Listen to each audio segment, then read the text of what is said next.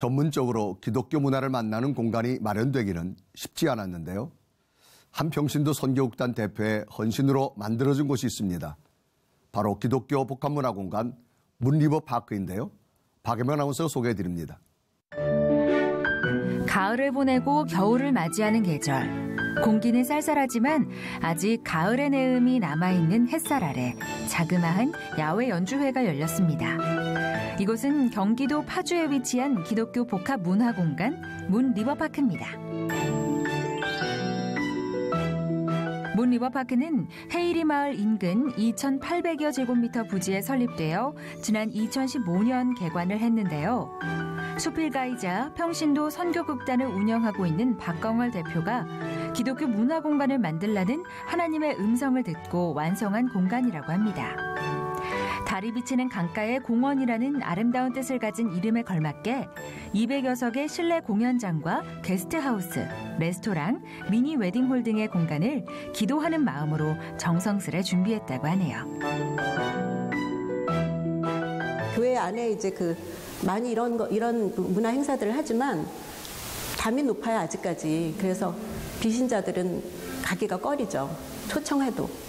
그래서 이제 그 쉬운 거, 교회가 아닌 곳에서 이제 저희가 이제 그 비신자들을 문리버파크에서는 주기적으로 다양한 공연, 행사들이 열리고 있는데요.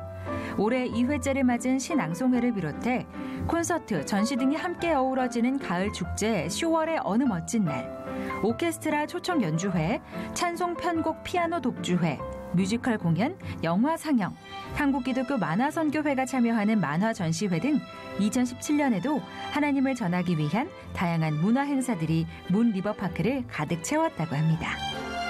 아름다운 대자연의 가을, 이 정취와 함께 문리버파크에서 우리가 여기 들어와서 즐기는 고객들과 함께 어우러지는 만화 전시가 되면 아름답겠다. 이런 생각이 돼가지고 여기 음악회와 더불어서 만화도 함께 보는, 기독교 만화도 함께 보며 말씀도 함께 나누는 이러한 아름다운 생각으로. 오늘은 날씨도 너무 좋고 일단 문리버파크 전경이 너무 아름답기 때문에 너무 기분 좋게 하고 있었어요. 앞으로도 문리버파크에서는 다양한 문화 공연들을 계획하고 무료로 관객들을 초청할 예정이라고 하는데요. 문리버파크를 들어서는 순간 마주하게 되는 꽃내음처럼 이곳을 찾는 이웃들에게 예수 그리스도의 십자가 사랑과 그 크신 은혜를 전하고 싶다고 합니다. 요즘 골방에서 찬양할 때마다 내가 왜 날 사랑하나 그 찬양을 많이 불러요. 저한테 너무너무 축복을 많이 주셨죠.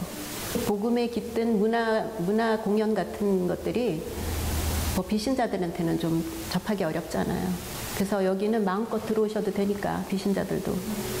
그래서 이제 저희가 많이 문화 행사들을 만들어서 쉽게 복음으로 다가갈 수 있게끔 할 거니까요. 많이 알려주세요. 그리고 많이 찾아와 주세요. 네, 감사합니다.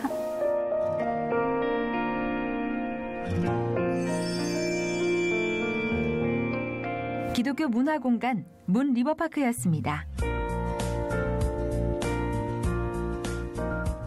네, 이런 좋은 공간이 더 많은 분들에게 소개됐으면 좋겠다는 바람이 있고요. 앞으로 다양한 기독교 문화 콘텐츠를 문리버파크에서 자주 만날 수 있기를 기대합니다. 이번에도 기독교 문화 선교에 헌신하고 있는 한 분을 소개해 드릴 텐데요. 영화 선교사 이성수 감독입니다. 박예명 아나운서가 만났습니다. 네, 이성수 감독님 오셨습니다. 안녕하세요. 네, 안녕하세요. 안녕하세요.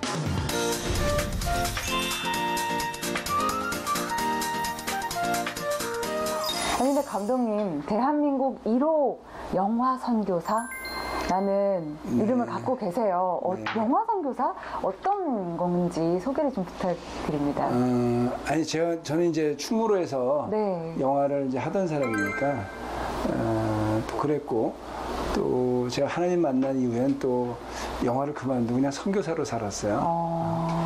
그래서 이제 다시 영화를 하게 되니까 네. 감독이었던 거와 선교사로 이렇게 용어를 합치면 되겠구나 라고 한 이유도 있고, 또 하나는 이제 나라와 종족 간의 선교사만이 아니라 직업이나 영역 이런 데 사실 선교사가 필요한 시대가 왔잖아요. 네. 영화라는 것 자체가 선교가 될 수 있는 거예요. 뭐 음악 이거 자체가 선교가 될 수 있는 이 영역이. 그래서 나는 이제 나라나 종족 간에 가는 선교사는 아니지만 영역에 보내진 파송된 선교사다. 그래서 이제 영화 선교사라는 말을 쓰게 됐습니다. 네. 어떻게 보면 하나님께서 우리 감독님께 주신 달란트를 하나님의 복음을 전하는 데 사용하라고 마음을 주신 거네요. 네. 예, 그렇다고 봐야 되죠. 네.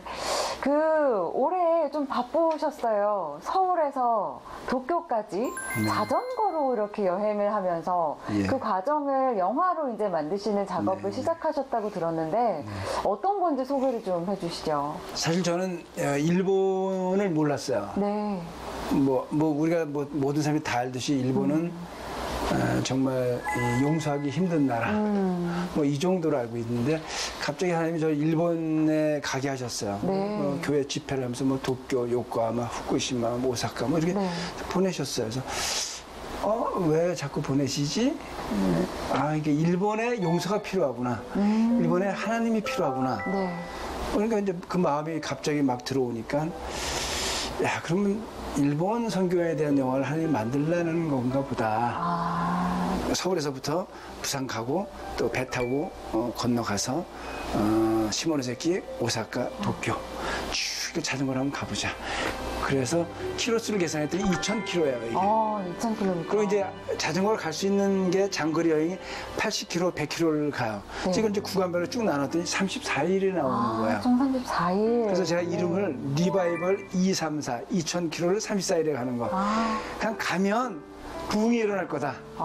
한국 교회도 회복되지만 일본 교회가 정말 하나님을 알게 되고 우리가 쭉 가는 동안에 하나님의 여호와의 이름이 일본 온 땅 가운데 높여지지 않겠는가. 그래서 이렇게 계획하게 됐습니다.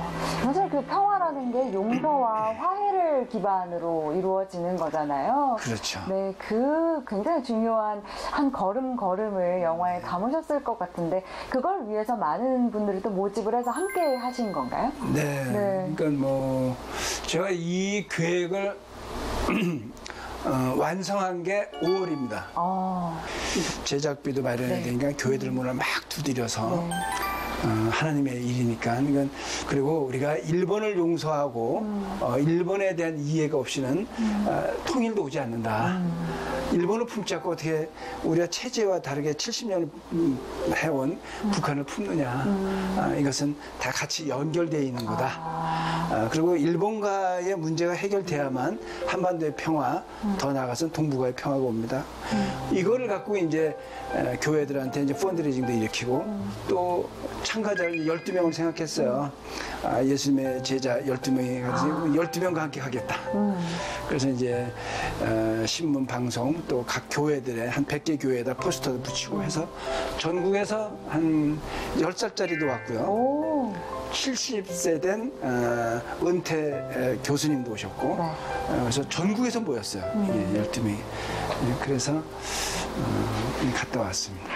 감독님 참 이번 영화는 그러면 언제 정도 저희가 만날 수 있을까요? 아직 작업이 좀 남으신 것 같은데요. 지금 이제 한 50% 정도 촬영한 거고요. 네.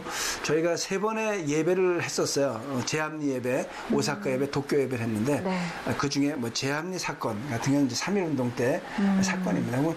이런 거와 또 우리가 야스쿠니 신사에 또 갔습니다. 그래서 왜 일본 군국주의가 그렇게 신사 참배를 해야만 되는지에 대한 역사적인 이야기들이 있어요. 그래서 이것들은 또 꼭지당 한 3분 정도에서 애니메이션으로 만들 거예요. 그래서 이것들이 좀 합쳐지는 게 내년 한 3, 4월까지는 아마 제작이 끝날 거고요. 그래서 후반 작업까지 하면 내년 9월에 이제 개봉 예정입니다. 우리 감독님의 기도 제목과 또 앞으로의 비전이 있으실 것 같아요. 네. 제가 영화 선교사라고 했어요. 그러니까 이제 어쨌든 저는 상품을 만들 수밖에 없어요. 근데 이게 이제 세상 상품하고 좀 다른 상품이잖아요. 그래서 세상 상품은 목적이 하나입니다. 돈입니다. 그러니까 제작비나 이런 것들이 쉬워요. 왜냐면 투자해서 이익을 얻기 위해서 만드는 일이에요. 근데 이제 기독교 콘텐츠는 이게 상품은 상품인데 선교라는 상품이에요. 그래서 성도들의 이해가 좀 달라져야 돼요. 그래서 제가 늘 얘기하는 게 있습니다. 세상 영화는 세상이 돈을 대는데 그럼 교회가 만드는 건 누가 하느냐? 교회가 해야 되지 않겠느냐? 그러니까 이 일에 큰 관심을 가지고 작은 거 영화뿐만 아니라 누가 CCM 한 곡 만들어도 우리가 그런 것들에 같이 여러 가지 것들을 동참해야 되겠구나 하는 동참 의식이 있어지는 것. 저는 새로운 제가 이제 무브먼트라고 제가 얘기하는데 저는 이렇게 우리 성도들의 문화 콘텐츠에 대한 새로운 인식의 전환, 새로운 동참 의식. 이런 것이 저희 가장 큰 기도 제목입니다. 좋습니다. 오늘 이렇게 감독님 말씀 쭉 들으면서 정말 평화와 또 용서, 화해의 메시지를 이렇게 계속 듣는 듯한 느낌이 들었는데요. 어떻게 보면 정치적으로 해결되지 않는 문제들에 대해서, 역사에 대해서 우리 크리스천들이 우리가 먼저 하나님의 은혜를 아는 사람들이니까요. 그걸 위해서 훨씬 더 많이 기도하고 말씀해 주신 것처럼 관심을 가져야겠다라는 생각이 들었습니다. 오늘 짧은 시간이었지만 인터뷰 너무 감사했고요. 다음번에는 방송국에 오셔서 더 긴 이야기 들려주시면 좋겠습니다. 네, 오늘 인터뷰 감사합니다. 네, 고맙습니다. 네, 이야기를 듣다 보니 영화가 어떻게 만들어졌을지 참 궁금한데요. 내년에 개봉될 영화 역시 많은 분들에게 감동을 선물해 주실 줄 믿고 기대하겠습니다. 계속해서 한 주간의 간추린 문학의 소식 전해드립니다.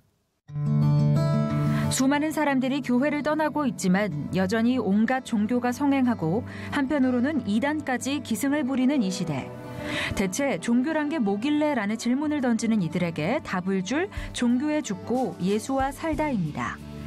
리더십 저널의 편집장인 스카이 제서니는 총 2부 9장에 걸쳐 신앙인과 비신앙인 모두를 대상으로 종교의 잘못된 점과 올바른 신앙을 희망적이면서도 유머러스하게 담아냈는데요. 우리가 종교를 사랑하거나 또는 미워하는 이유, 우리 사회가 아무리 변해도 여전히 종교를 벗어날 수 없는 이유를 설명하고 있습니다. 종교개혁 500주년의 해가 이제 채 한 달 정도밖에 남지 않은 11월 말. 올해를 마무리하며 종교개혁 500주년의 진정한 의미를 되돌아보시는 건 어떨까요?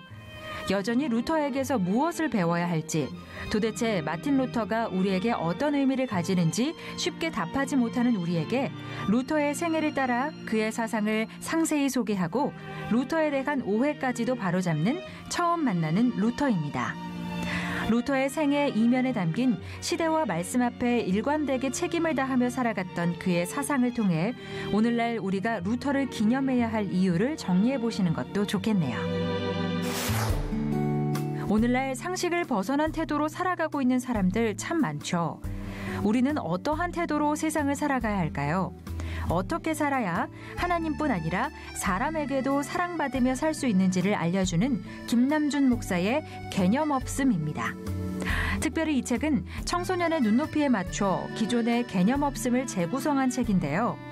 위로와 양보, 사과와 용서, 진취적 사고와 겸손함 등 타인과 세상을 향해 취해야 할 올바른 태도와 마음가짐을 총 8장에 걸쳐 설명하고 있습니다. 이 세상에 실수가 없는 사람은 없죠. 세상이 어둡고 우리가 죄 가운데 살아가기 때문입니다. 성경 속 위대한 믿음의 선배들도 그랬습니다. 그럼에도 실수를 반복하지 않으려면 예수 안에서 내가 누구인가라는 분명한 정체성을 알아야겠죠. 아담, 다윗, 노아, 모세, 요셉 등 우리가 잘 아는 성경 인물들의 실수 노트를 통해 내 인생을 돌아볼 수 있는 벌거벗은 위인들입니다. 세상을 살아가며 우리가 반복해서 넘어지는 것이 우리 신앙생활에 반복되는 똑같은 실수 때문은 아닌지 이 책에서 그 답을 찾아보시죠. 그리스도의 사랑으로 세상을 섬기고 생명을 살려야 할 교회. 교회와 성도가 이웃을 향해 관심의 문을 열기 위해 가장 먼저 필요한 것은 무엇일까요? 인사만 잘해도 먹고는 산다의 저자 하군수 목사가 총 12장에 걸쳐 인사를 통해 일어난 기적들과 간증의 현장을 소개합니다. 그리스도인의 인사가 바로 복음으로 연결될 수 있다는 사실, 이 책을 통해 만나보시죠.